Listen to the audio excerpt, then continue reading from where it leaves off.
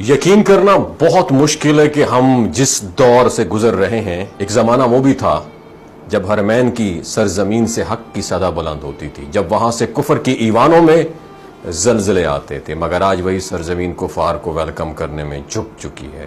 وہی تلواریں جو کبھی باطل کے خلاف اٹھتی تھیں آج ناچتی ہوئی نظر آتی ہیں۔ یہ تلواریں کسی عام انسان کے سامنے نہیں بلکہ اس دشمن اسلام ٹرمپ کے سامنے لہرا رہی تھی، جس کے ہاتھوں معصوم فلسطینیوں کے خون سے جس کے ہاتھ رنگے ہوئے ہیں، اسے عزت و احترام سے ویلکم کہا گیا، جیسے وہ کوئی محسن ہو، جیسے وہ امت کا ہمدرد ہو۔ اگر یہ ضمیر فروشی نہیں ہے تو ناظرین اور کیا ہے؟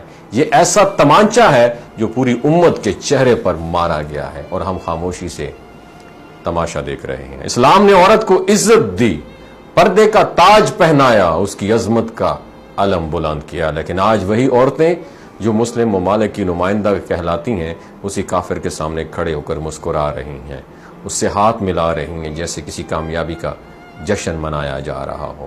یہ وہ حکمران ہیں جنہوں نے دین کے نام پر حکومتیں حاصل کی، مگر کردار ایسے اپنا لیے جیسے کسی بازار کی طوائفہ بھی شرما جائے۔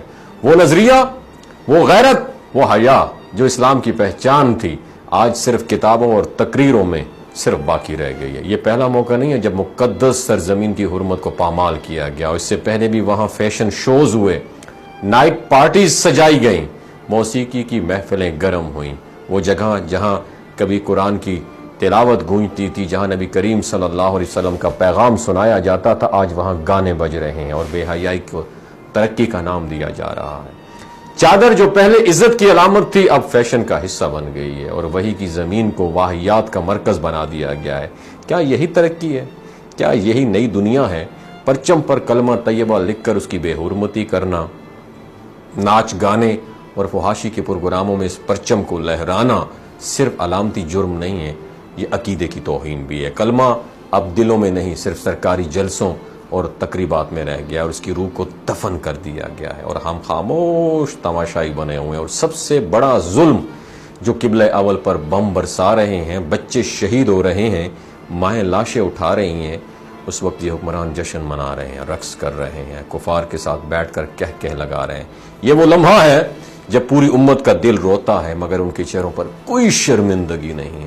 یہ لوگ اسلام کے نام پر دنیا کی آنکھوں میں دھول جھونک رہے ہیں۔ ایسے بے غیرت، منافق اور ضمیر فروش حکمرانوں پر لعنت واجب ہے، اور ان کو فالو کرنا بھی، وہ بھی سمجھو کہ وہ بھی لعنتی ہیں۔ اگر امت نے اب بھی آنکھ نہ کھولی نا میری جان، تو کل تاریخ ہمیں معاف نہیں کرے گی، اور نہ ہی اللہ تعالیٰ کے ہاں کوئی